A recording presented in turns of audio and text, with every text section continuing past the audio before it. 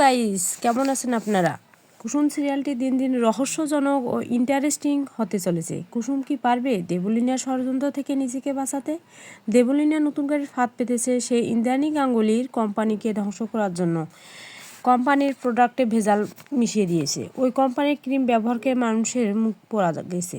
এই নিয়ে সবখানে শোরগোল পড়ে গেছে। মিডিয়া ও জনসাধারণের সম্মুখে ইন্দ্রাণী গাঙ্গুলি ও তার পুরো পরিবার দাঁড়িয়ে। এই ষড়যন্ত্রের পিছনে যে দেবলীনা আছে তার ফাঁস হবে 311 নম্বর পর্বের এপিসোডে। কুসুম সিরিয়ালে নতুন সব আপডেট পেতে অবশ্যই পেজটিতে লাইক ও সাবস্ক্রাইব করতে ভুলবেন না।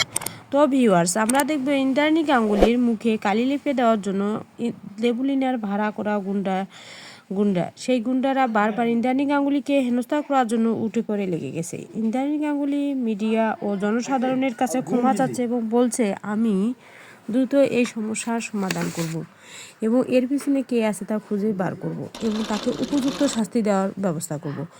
আমাকে আরেকবার সুযোগ দিন। সবাই বিবেচনা করে ইন্দ্রাণী গাঙ্গুলিকে আরেকবার সুযোগ দেওয়ার জন্য রাজি হয়, কিন্তু দেবলীনার ভাড়া করা গুন্ডারা নানা রকম গুজব ছড়ায় আর ইন্দ্রাণী গাঙ্গুলির মুখে কালি লেপে দেওয়ার জন্য এগিয়ে এলে কুসুম, আয়ুষ ও ঈশান তাদের ধরে ফেলে এবং মারধর শুরু করে। পরে ইন্দ্রাণী গাঙ্গুলি তাদের এই পিছনে কে আছে বললে তারা স্বীকার করে নেয় দেবলীনার কথা। দেবলীনা কি পারবে নিজেকে নির্দোষ প্রমাণ করতে? ওদিকে কুসুমকে দেবলীনার ভাড়া করা গুন্ডারা কিডন্যাপ করেছে। তো ভিউয়ার্স, কি হতে চলেছে কুসুম